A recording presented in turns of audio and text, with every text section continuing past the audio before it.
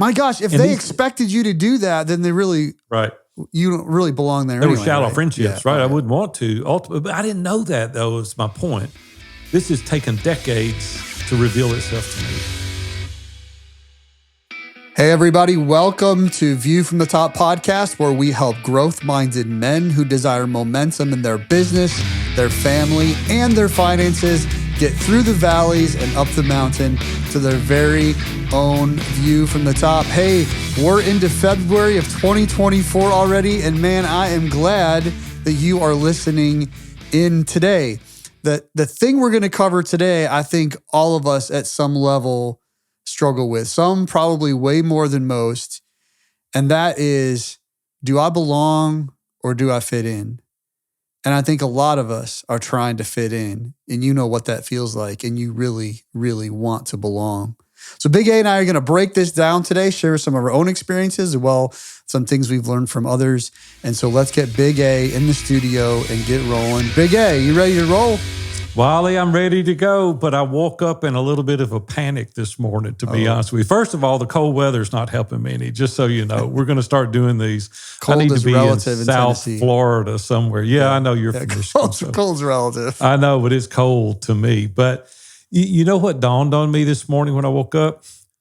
Valentine's Day is next week. Like, that's right. Oh my gosh, it got here faster this year than it did last year. Like, I'm not prepared. I'm not even ready. I don't know about you, but this is mine and Robin's 45th year to celebrate Valentine's, right? Wow. Been married 44 years. We celebrated one or two. Maybe it's the 46th. I don't know. Maybe I miscounted. I don't have a clue what to do for her for Valentine's. Like, you run out of stuff. After 50 years, Wally, you run out of stuff to do. What are some things you have done? Oh, man, I've done all kinds of crazy stuff. You know, we've taken trips. I've done flowers. I've done candy. We're trying to be mindful of our diet. And we're trying to, you know, stay in good shape. So obviously, you know, the candy's probably out because we'll probably end up throwing it away. And flowers, I get her flowers all the time. You know, like I'd stop all the time and get her flowers and bring it home. That's not so special. I tell you what I've done before with a friend of mine that I think was very meaningful that I've never done myself is like do a video to Robin. Like a friend of mine, I interviewed him for his wife's 20th wedding anniversary. Nice. And we spent 30 minutes and he told me their journey and how they got started and the things that she does and how meaningful it is. And he rented a limo and he put the video on an iPad and he said it was 30-minute ride to the restaurant. And he said that he had something special for her this year. And she opened the iPad, pushed play, and he said she watched it and cried and cried and cried. And at the end of it, this guy's really wealthy. He's done very well in business. She said there's nothing you could have ever bought that was more meaningful than that. And he said it was a home run. And so I even thought about at some point, maybe I'll save that for my 50th wedding anniversary or something. But I don't know, man. I'm like out. I don't know. I've bought her clothes. She's got one clothing store she really likes. And I went up there and bought her gift certificates, picked out clothes. I've done all those things. What do you do? What do you do for Sonia on Valentine's? I set the stage. I set the bar pretty high on our very first. Yes, you messed up. You got to start out slow. Right? Our very first Valentine's back in 1992. That was our first Valentine's. And what I did was, we were in college, and what I did was I created a word puzzle for her, and I broke it up into 14 different puzzles. And we were on college campus, obviously, so we had like a college mail system or whatever. And so I sent one of those pieces of puzzle in a random order every day for 14 days leading up to Valentine's Day. And it basically spelled out, this was like me asking her to essentially be my girlfriend. Is I said, will you be my, spelled out, will you be my Valentine? And it had my name because anyway, it matched up. But yeah, so I set the bar pretty high as far as like being romantic. Yeah, you're a pretty romantic little devil. We haven't done, it's been ebbs and flows for us, right? Just like you guys, right? Like sometimes, some years it's more simple and sometimes it's a little more extravagant. But I'm with you. What I've learned, and even at Christmas time, you know, recently at Christmas and gifts and things like that, and I think it comes down to finding things that are meaningful. And you know, the reality is, I'm not saying going buying flowers and buying a card and getting candy is like wrong. I'm not saying that's wrong, and maybe that works for you guys listening today for this time around. But I'd encourage you to put a little more thought into it, right? That's where the meaning comes in. The meaning is things that are meaningful. So I don't want to reveal exactly. Maybe in the next episode I will, but I don't reveal exactly what I'm doing just by chance that she might listen to this. But I'll give you a clue. So our local movie theater is on the 14th. They like different times throughout the year, they do like these nostalgic replays of videos, stuff you could never watch in the theater again. And so one of those is on the 14th. So she likes that movie, this older movie. So we're going to go watch that, I think. And I'll probably get her some type of make her a card or something like that versus just buying one. And I think that's the key right there. I think it's, if Robin knows I put time and energy into it, thought, it really doesn't matter what it is. Mm-hmm. And you're like us, and we're not super well off or anything, but they buy what they want through the year, right? They just go and get it. And so there's nothing really special they've been waiting on for a year to get or anything like that. And then you do all these things, but there's nothing like the time. When you invest that time, that energy, that puzzle you put together, a handwritten card, a video, whatever it is. I want to encourage those that are listening, man, this year, just do something special, right? Just take some time, put some energy in it, put some effort in it, and you'll be good. So speaking of, they want to feel like they're a big part of your life, obviously, Our right? wives? Which is a great transition into today's episode. They want episode. us to think that we're a big part of theirs. They want to feel that, right? Both ways. Yeah, they want to feel that. And so the male quest for bonding and belonging is something that's really, really important. And so, I was thinking about this as we were preparing to talk about this, because we all want to belong, right? You want to feel like you're a part of something. Yeah. But there was a time in my life, quite honestly, a couple of times primarily. Once is when I was a teenager. I was in school, and just to give a little backstory to that, I really wanted to work. I didn't want to be in school, and I came from a pretty poor family, and so most of you that's been listening for any length of time realize that. And so I adopted a real strong work ethic at a really early age. So I went to summer school and night school for about 18 months, and so I missed a lot of my high school year by going to summer school and night school so I could get out early.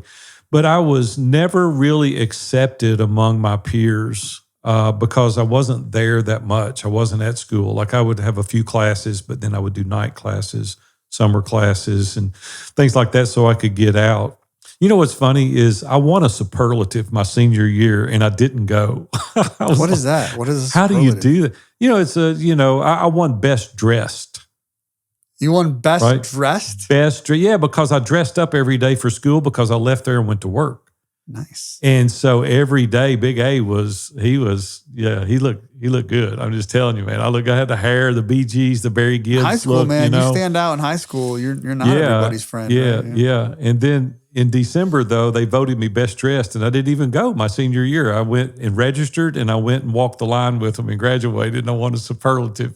That was so cool. It was so funny because, listen, Wally, I don't want to hear another word about what I'm fixing to tell you, okay? So after today, this is over. But you didn't win best hair. At our senior, I had good hair. I did. I'll send you some pictures. I had good hair when I was a senior. But I bought a peach suit. Peach. It was peach colored suit, and went to our senior dance. And with Lori Sanders, and she had a matching peach dress. Big A was sporting it. Listen, there was another time too that I want to tell you. I didn't feel like when Robin and I first got married and we started running with different folks and hanging out in different crowds and kind of, finding our way, just like you did and Sonia and other people that are listening to this episode. What I soon discovered is I didn't like the high society, the kind of the mixers, the social setting, and you get together and you talk about surface level stuff. And I found out pretty quick that wasn't my thing. I'd rather have 2 or 3 couples over to the house and really go deep and really understand who they are and talk about meaningful things, rather than standing in a room, eating hors d'oeuvres and people drinking cocktails. And polished to the nines and they're putting on airs. That's the way I felt. Not everybody did that. That's the way I felt. And I soon found out that I wasn't in an area that I felt like I belonged. And Robin felt equally distant to a lot of those people. And then finally, there was one last time that I felt that way. And it was because I didn't go to college. Dan Miller and Dave Ramsey and Ken Abraham and Jeff Mosley and some of those guys that I was in the Eagles group with walked me through this. It took years to walk me through this, but I didn't have any higher education, and I felt like that I really didn't measure up academically. And I look back and reflect on some of those mixers or high society things that we're talking about, and maybe I felt less than. I didn't feel like there were some of those things that I could talk about, and I just didn't feel like I belonged in those social settings. So what about you, Wally? Has there ever been a time for you that you didn't feel like you belonged wherever you were at? Yeah, it's funny you mentioned high school. I even think before that in some ways, like I was that working kid too. I was 12 years, I was 8 years old or 10 years old with a paper route. And as soon as I could ride my bike in the summers, downtown, man, I think at 12, you could get your working papers at 14, I think in New York. And at 12, I was trying to mow lawns and stuff and did all kinds of stuff, fast food, and worked at an ice cream shop, cleaned ice cream machines late at night. Like it wasn't about making money to have money. It was about, man, if I wanted to do things or have a life, my parents didn't have anything. So it was kind of up to me. And plus I enjoyed the challenge of it, right? Kind of like you did. Yeah. You didn't go to school because you enjoyed doing something different. You found the challenge of work and of accomplishing something different. And so I was kind of that way too. Definitely grew up. I think I didn't fit the mold of growing up a blue collar, if you will. Like that my parents provided a great space for me to grow up, but I knew that I didn't want to, live a blue collar life in terms of, working in the 2 factories that were in our town. I went to college for a couple of years, but that really wasn't my shtick either.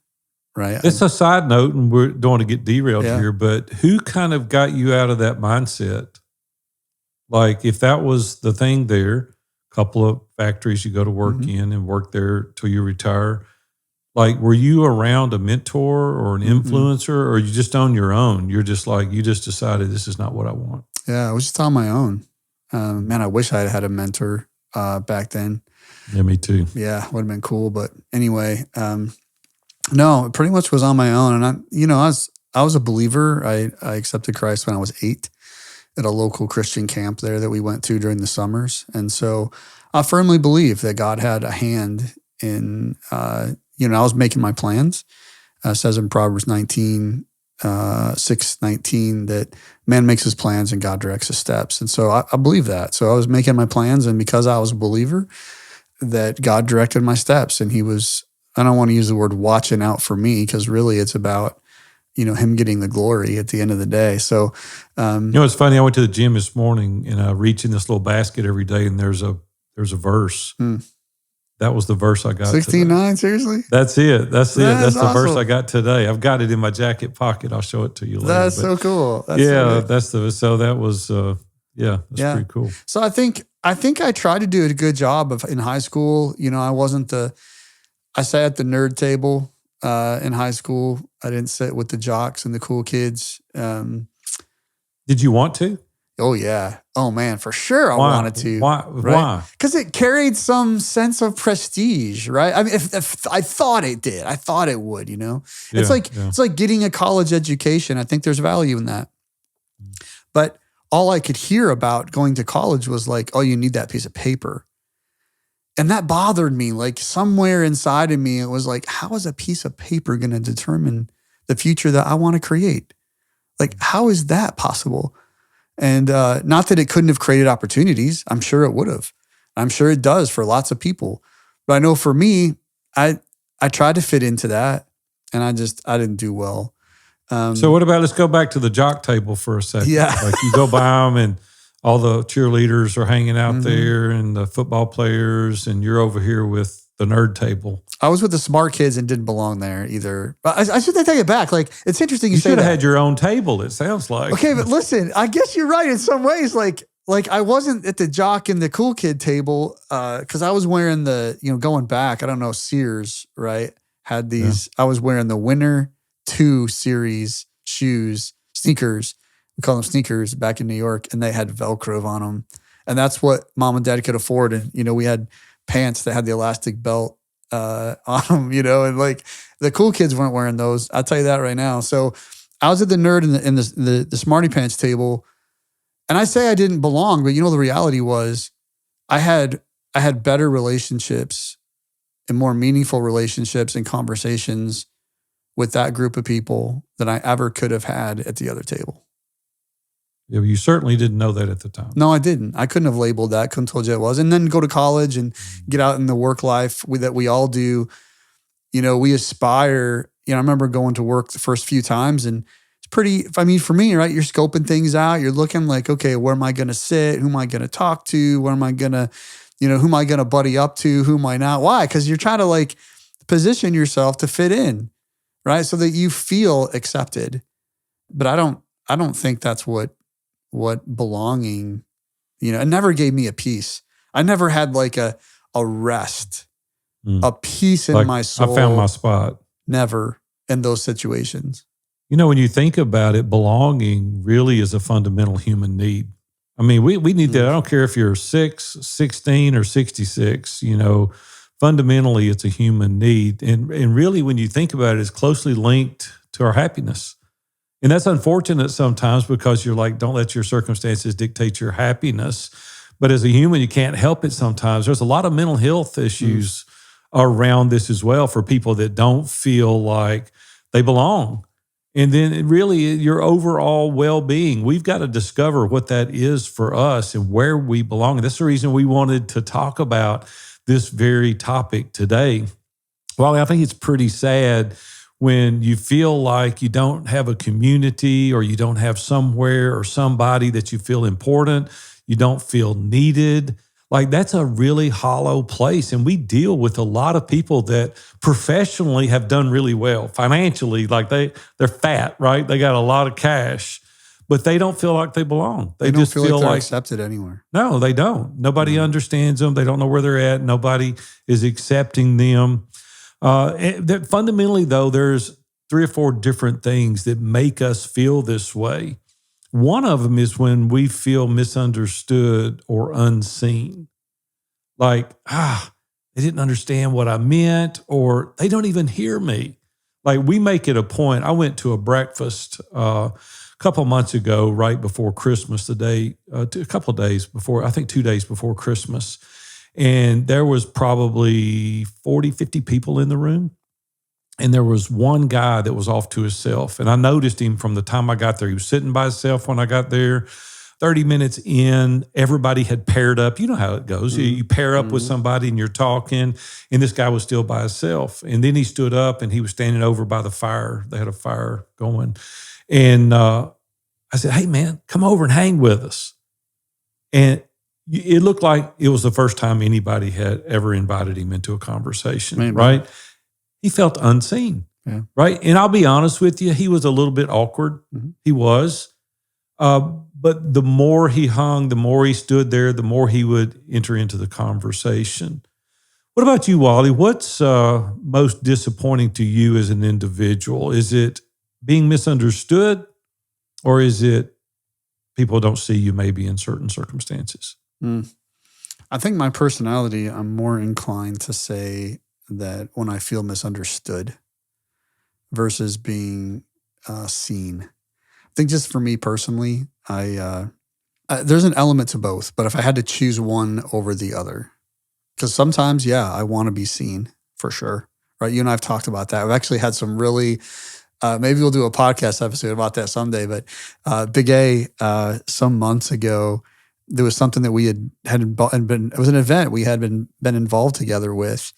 And man, I put a lot of time and energy into that and being part of the organization that I'm in. And after the event, I kind of felt like I wasn't seen, right? So we actually had a conversation and you're like, no, I think it's because you need to be seen. And I'm like, no, I don't think that's it. And then about a month ago, I came back to you and I'm like, okay, I think you're right. So that's part of it for sure. But I think the understood part for me has the most deep-seated meaning in terms of like belonging. That if I'm misunderstood, then it's really disappointing to me. I just, people don't get me. And I think that's where a lot of my barrier is, like, because I can try to fit in and be seen. If I try to fit in, I can be seen. But am I really understood for who I am? No. I think I don't know if we're going to talk about this later or not, but I was trying to think of like, maybe we can talk about this at the end as we wrap up. Like, but what are some ingredients that make up what are some criteria that you could say, okay, for myself, I'm trying to fit in, or I'm actually working to belong. What are those things that help me realize that I belong, or that I am trying to fit in? Yeah, we're going to unpack one of them right now. We're not going to wait till another episode. So what you just said was a month later, yeah, I do need to be seen some. Were you trying to suppress that all these times? You just didn't want to admit to yourself and to others that you desire to be seen? I think so. I mean, if I'm honest. I think we have to be honest. I think that's the whole reason behind what we're doing this with. And if you're listening to us today, I think you've got to answer some of these questions and be honest. A lot of the times it's more noble to say the other thing rather than saying I've got a blind spot and this is something that I don't want to be this way. But the truth is, that's the way I am. And I thought about that today in a particular situation that I'm going through right now. And I was here in my office alone, and I was unpacking that in my head. And I said, the truth is this, right? I didn't want to confront that. I didn't really want to confront what the truth was. I was like, no, I'm bigger than that. I'm big A, right? I've been around for a while, and that's not really what I need. And then I thought, you know what? I do need that. Like, I really do. That's what I desire. It's not right. And I have to admit that. But first and foremost, I've got to be honest. I've got to say to myself, it is, that's another value of having people around you that are unbiased, trusted advisors on a weekly basis, is that they see the propensity of your life unfold week after week, month after month, year after year, and they can go back and point it out. That's why it's called blind spots. We can't see it. And when we're around people all the time, it's easy on one-offs to let that go. Nobody recognizes it. But when you're around somebody continually, you're like seeing a pattern, just as I shared with you. And I gave three other examples. I've been around you 7 years. It took 7 years for that situation, isn't that crazy? Right, to expose itself. And if it had just exposed itself in a one-off, you never would have seen it. I would have never seen it. No, you never could have challenged me on that ever. Yeah. And so, well, what do we do in other situations? And I know oftentimes we're talking to business people about things that were unseen or misunderstood, like in the business world that you're in or the church that you go to. Like, how do you handle that? Is there a platform that we're able to go to? Is there somebody? Like, I'll be honest with you, I think I've been as misunderstood in my church as anywhere in the business world. It's because my personality is very forward. They call Big A the hammer sometimes. It's like, hey, you're a hammer, and I'm like, well, I'm just, passionate about that topic. It's funny. I gotta stop real quick for a second. It can be misunderstood. Hold your thought. So you're talking about being misunderstood. Did you know that like my list of opening statements, these are some of the statements that I use with you. Let's get Big A into the studio today. Big A, you ready to bring the hammer down? You ready to ruffle some feathers? You ready to move the dial, kick it into high gear, get the fire suit on? There you go. Yeah, I'm passionate about what I do, and I'm very forward. But Robin comes to my defense a lot to people that really don't know me well. And she always defends me. She said, you know what? When you get around him and you really know him, you really know his heart, he's really compassionate. He's really loving. He can show empathy. But outwardly, I'm very focused. I'm very forward. I'm very blunt. I don't candy coat things, right? We can be misunderstood. That's another valuable reason to be around people on an ongoing basis, not just these one-offs. That's the reason I told you these mixers and these high society social things. They don't know me. There's a guy we both know that I'm connected to through family. And we were at a family event. It was Sonia's birthday, 50th birthday a couple of years ago. And you were there and he was there. And he had read your book. And I had conversations with him before. And he was like, he always kind of had this little bit of like, big A, I don't know, kind of thing, right? And I watched you guys sit there for what, an hour and a half, whatever. You sat there talking. Like 2 days later, I get this text from him and he's like, Big A's nothing like I thought he was. Like, I thought all of that was like some facade. I thought that was some kind of, but so when I sat down, I tried to fit in essentially. But by the end, I realized that no, like I could belong in a friendship like this. And he's since communicated with you multiple times. You guys have gone out to lunch together. And Yeah. He's a great guy. And that's my whole point is that we want to belong, but we're not spending the time. We're not doing the reps to get in front of those people, to get to know them intimately. What about when we're struggling to connect with others and the experiences that they have, their interest in different things that we just are not interested. Like we don't even feel like, I don't even want to do that. What are some of those things for you? What are some of the things that you don't? Well, for me, like for an example, all of my buddies are in great shape physically, but they are much better shape than I am. I mean, these guys have really paid attention to their health. They do snow skiing, they do water skiing, they do mountain climbing, they do off-road bike riding, they run marathons. I don't do any of that. Like, I don't do any of that stuff. And it's like, it's not really of interest. I've never been on snow skis. I've never water skied. I've never done any mountain biking. My best friend just climbed Mount Kilimanjaro a few years ago. It took him 7 or 8 days to summit that thing. And I'm like, we're great friends. But after a period of time, it took me years, I had to just accept the fact that if they're going to be around me, it's going to be because of a kindred spirit. We have a lot of other things that we enjoy, but I can't do all those things because they expect me to do those things, right? Or you think it's probably they don't expect it. You think you need to. No, they don't, but I did. I did. Yeah, you think you need to fit in to be in relationship. No. And I found out I didn't have to. My gosh, if they expected you to do that, then they really, you don't really belong there. They were shallow friendships, right? I wouldn't want to. Ultimately, but I didn't know that, though, is my point. This has taken decades to reveal itself to me. It's like, no, man, they love me for who I am. They love me for what I'm involved in, right? I felt like I need to start snow skiing. I need to start water skiing, hiking, running marathons. And I'm like, screw it. I'm not going to do all those things. Well, that would have been you trying to fit in, honestly. Yes. 100%. And so I had to come to the realization, that's what I'm trying to convey to the audience today, is evaluate what the core values are, the principles, what it is that you're really looking for. Don't feel like that you have to do those things in order to belong. Well, what about you, Wally? Have you ever wanted to be around somebody and they had experiences or interests or things like that, you just didn't care for, so you didn't pursue it? I think I'm just learning that.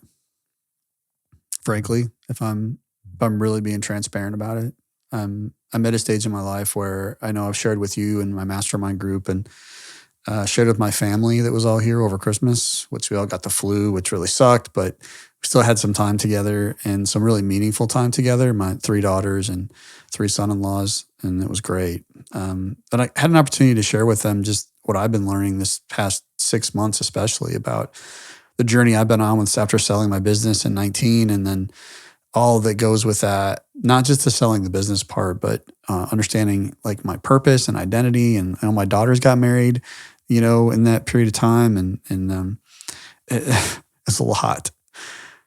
But I got to share what I've been learning about understanding really who I am as a person and being okay with that. And that's really hard sometimes because there are situations where I want to fit in with my neighbors, that I want to fit in with a few guys at church. And so you're tempted, like you feel it. You're like, well, sure, I could do that or show up this way. Or it's not that those things are bad in of themselves. Like you have to invest time with people to build relationships, and that takes time. And so you don't really know. So I don't want to misrepresent that making time and investing time with people is always trying to fit in. But No, it's you just, know in your yeah, spirit you what do. your motive is, right? You do. You do. If you You do. mentioned something earlier, which is so true, like so factual. If we are really give ourselves the space mentally to tell ourselves the truth and be willing to hear it from ourselves, that's so powerful. 2 years ago, I interviewed a guy at our church to be a deacon at our church. And during the interview, maybe 20 minutes in, I said, "Why do you want to be a deacon?" He said, "I really don't want to be a deacon." He said, "I'm only doing this because if that's what it takes to get in the inner circle to get closer to the pastor, I'm willing to do it." And I'm like, "Well, this interview's over because you're not going to be a deacon if that is your spirit and your motivation." See, it's to your point, that was his motivation. He had a different slant. There was a motivation. Well, I've been thinking a lot about this also because I got a buddy of mine that came to me one time and he said, "I've got a son that really enjoys music." And he said, "I'm athletic. There's not a musical bone in my body." And his other son was an all-star football player, all-star basketball player, ran track, Mr. Athlete, all that. He identified with him. And the other son was musical and he was, in academics. And so he came down when I was in the pawn shop business and he bought a guitar. And I said, "What are you doing with the guitar?" He goes, "I'm going to learn to play the guitar." I said, "What?" He goes, "I'm going to learn to play the guitar." I said, "What are you talking about? There's not a musical bone in your body." He said, "No, but I want a relationship with my son and I'm willing to learn so that I can have a relationship with my son." See, he didn't belong in that space, but he was willing to do what it took to be in his children's life. And so I think sometimes in order for us to belong, I've encouraged clients today, I say, "Hey, go in your kid's bedroom and lay across their bed and ask them a question to help you solve something at work when you don't even need the answer, but it makes them feel like they are a part. It makes them feel like they're important."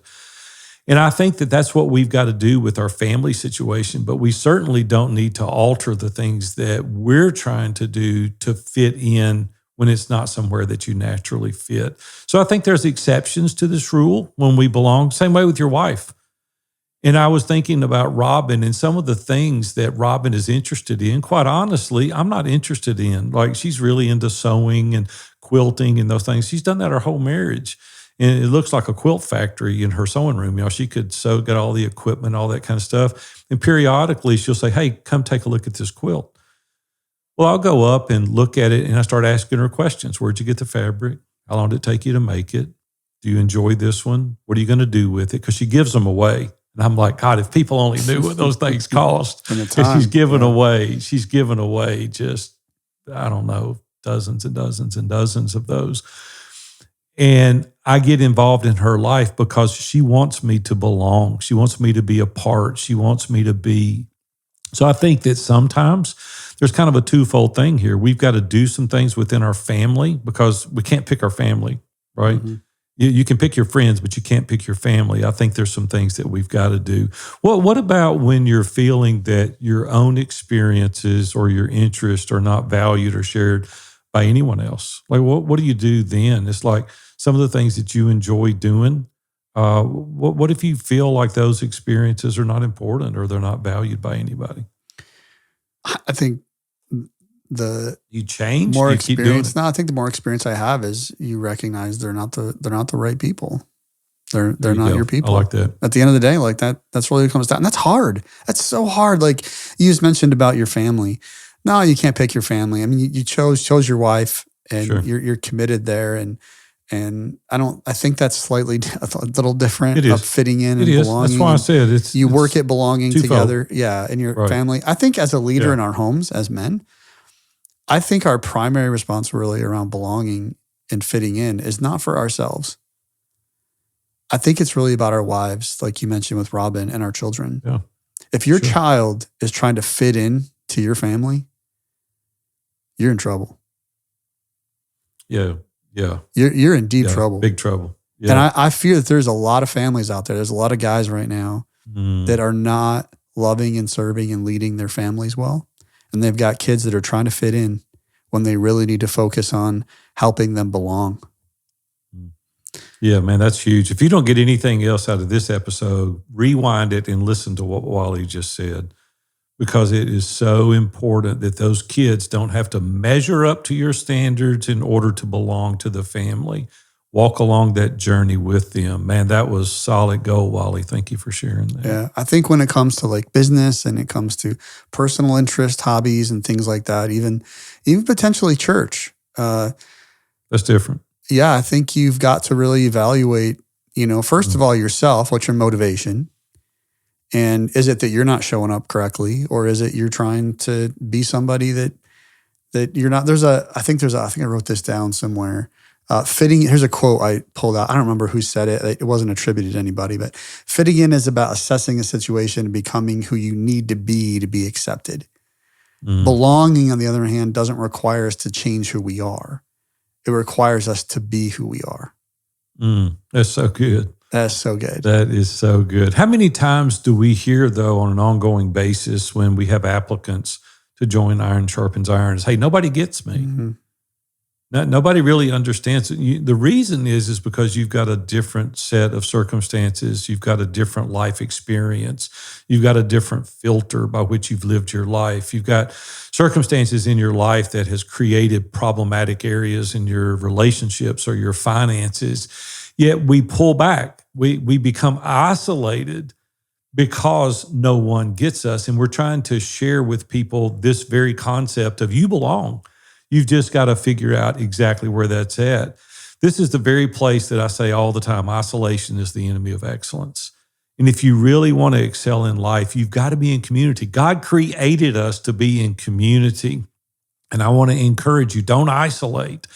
There are people that get you. You've just got to unfold this and figure out a way that you can plug in. But I love that quote that you just read. That's really, really good.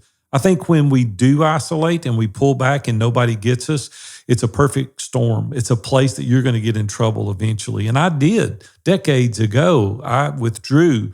I didn't have these close friendships around me. I kind of stiff-armed people and had my own schedule, and I had a little bit of resources. And that mindset can really throw you off track. And so I want to encourage you, people do and can love you enough to work with you through those situations. What about when there's a lack of shared values? This is something that we talk about quite often, even in ISI. There's 5 core values that we have. And when we're interviewing prospective applicants for ISI, we always want to see how their core values are similar. They don't have to be exactly. We don't expect them to be exactly. But every single time there's somebody that's got a 180 difference of opinion or thoughts related to a core value, rarely does it work out, because we want to be around people that have a set of core values that they're living life by, that they're using it as a filter, as a system. We want to be surrounded by people that have similar, not exactly, but similar core values. Can I ask you a question about this? Yeah, sure. I agree with you. Those people that we want our core values to pretty much be in alignment with other people, right, not contradictory. I've seen lately, actually, a couple of guys I've talked to have been like, well, I don't really, I don't think that guy's a good dude because, he doesn't believe exactly like I do. Like, he has a different belief system. And, I think at the end of the day, there's certain advice that I'm not going to take from someone who's not directly aligned, say, on my spiritual beliefs. But that advice is typically going to be quarantined to spiritual wisdom. I might listen because I might learn some things, or I might be able to, be challenged to think differently about something. But I know who I am and what I believe, and believe that that's correct. That doesn't mean that person can't be aligned with you still, what I mean by that is, like, just because they're not 100% on everything, I don't want everybody around me. I don't have to belong. If I belong to a group of people that everyone believes and agrees with everything I say in the same exact fashion, that's a cult. Right. Like, it's not peers, right? That's not peers. Like, and so I think as men, we need to be careful that, well, I'm not gonna, get with that group or get with this group, or because, this one thing, this one person in there may not be exactly aligned on every single thing like I am. Well, you're just going to go back into isolation because you think that everybody has to agree with you. That's not I belonging. don't believe in that. You can no, belong. It's not at all. You can belong Right. where not everything's exactly the same. It doesn't have to be exactly the same. No, I don't want it exactly the same, because one of the most valuable attributes towards a mastermind is varying perspectives. Yeah. But I think that what is important is there's fundamentally some things. I'll give you an example. Like if you were to join Iron Sharpens Iron Mastermind and your only focus was to make money and you didn't care how you got it, you want to make $1 million and it just doesn't matter.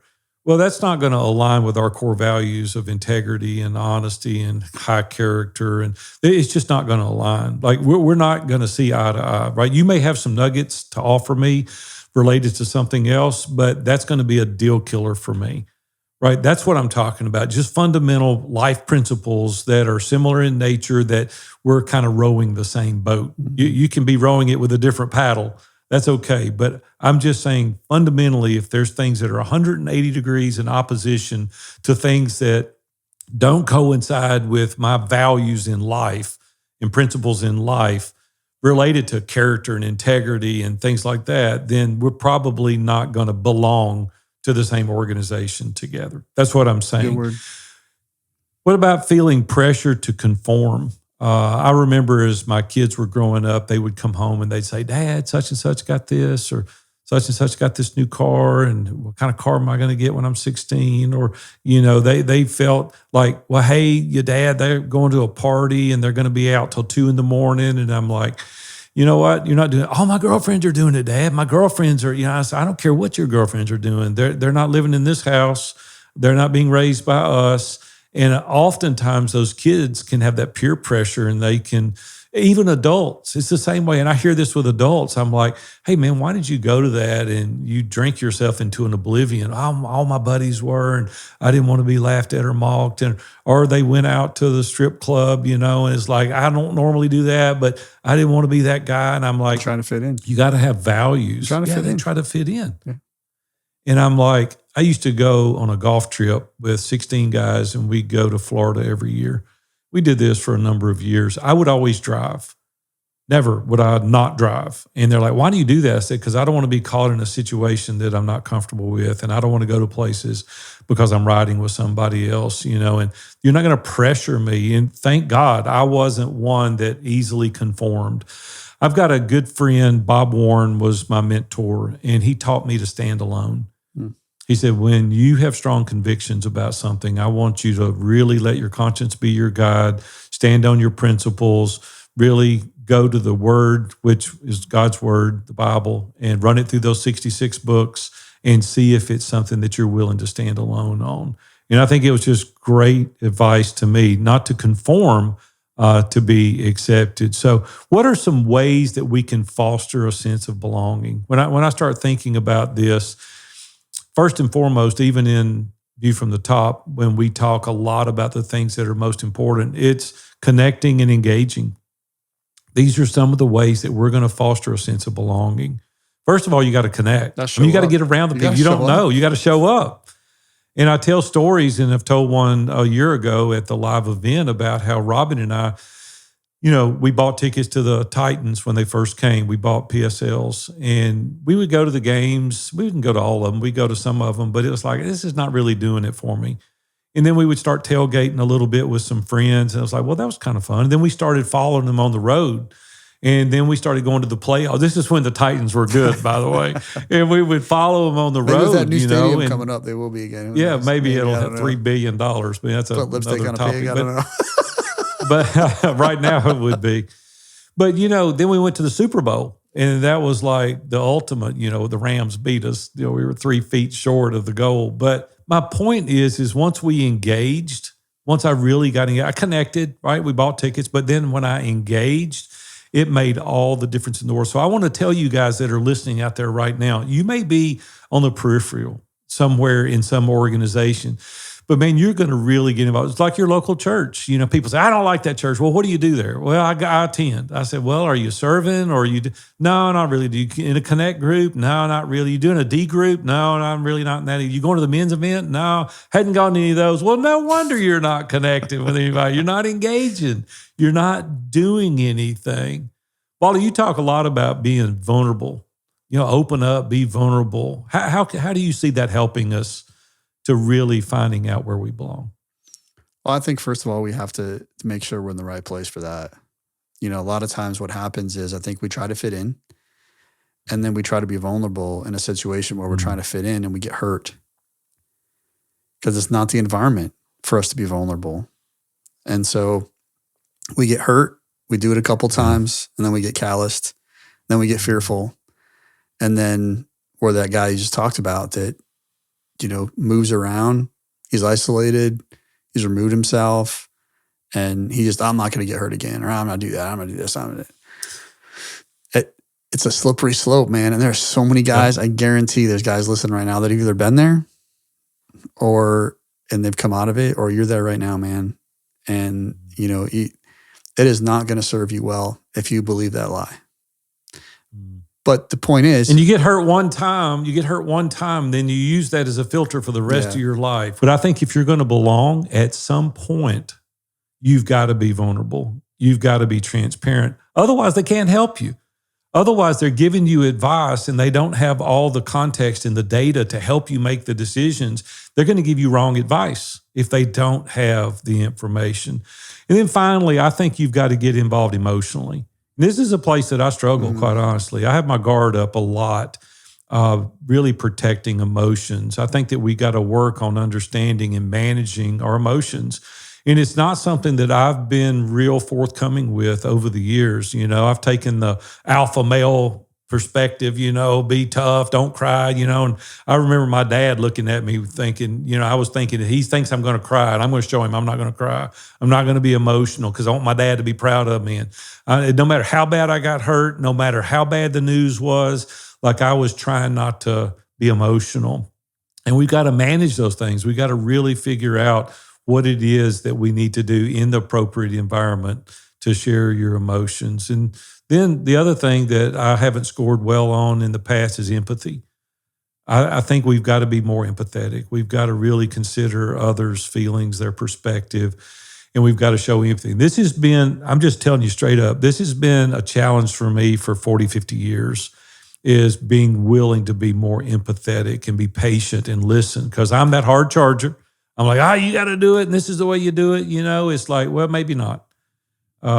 Maybe there's circumstances that disallow that from happening. And so I think just showing some of those empathetic concerns and considerations for other people's feelings and their perspectives. Wally, as we end up today, anything final that you want to add to these guys that are trying to belong to a certain environment? Yeah, my wife, it doesn't matter if you're a man or a woman in this situation of belonging. We're men, so we're focused on finding groups of guys specifically that we can belong to, that have shared values and alignment that we can live with and alongside of and give back to and receive from and all of that in a way that you just can't get from a mixed environment. But my wife, she a couple of years ago was going through this process of working really hard to fit in. And it was a struggle. It was a struggle. And I remember she had connected with a group of women. And I remember that she had gone a couple of times. And I remember her coming back one time and saying, I think I found out like where I belong. Like, these are my people. And I just thought that was so powerful. But I look back and I think of how scared she was to stick her neck out there. And I think, when we think about the guys as you're listening right now, that my encouragement to you, my challenge to you, don't let fear get in the way.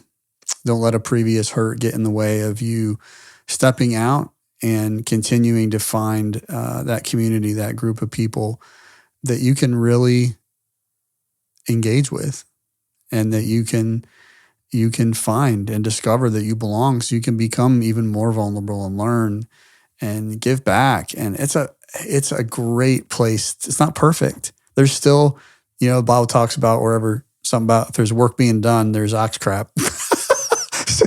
That's true. It's always going to be. It's never going to be perfect. You got to be okay with that. But man, the joy and the happiness and the peace that you can get and you receive and be part of, that's really, really a great feeling and sense of belonging. Hey guys, we end up today, just give some thought to, man, you got to recognize and address the fact that you could be in isolation. I don't know if you are or not, but you've really got to be honest and admit if you are in isolation. Then you got to go out and look for an alignment with people with similar shared values. Don't have to be exact, and we really hit that hard during this episode. They don't have to be exact, but you want to be around the pack of people that you can share your core values. There's some semblance of order to those. I want you to really start thinking about embracing vulnerability and engagement in the right settings. And then don't do like I did and not show empathy for others, but really go out there and think, how can I be more empathetic to others? And I think if you do all these traits and activities, it'll help you get more involved. And it can give you a sense of belonging. We want you to have that sense of belonging so that you too can enjoy that view from the top. Thank you all so much for listening in today. I hope you enjoyed that. I hope you were able to take something away from it that you're going to go apply yourself. And man, stop trying to fit in, get over your fear, and find some place that you can belong. On your journey of doing that, we have talked many times in this podcast, View from the Top podcast, about the Iron Sharpens Iron Mastermind. I just want to encourage you right now, go check it out. Go to viewfromthetop.com, and it's right there. ISI Mastermind's pretty easy, right in the top menu bar. Go there, learn more about the ISI Mastermind. There's events in there. We actually just expanded from a couple events here in Nashville. We're doing some reaching out a little more nationally on some events. So I encourage you to check that out. You can see that they're there. You can learn more about them. And they are great places to find out if ISI Mastermind could be a place where you could belong. So we invite you to come check it out and see if it is a place that you can belong. So hope to see you there. And until next time, have a great week.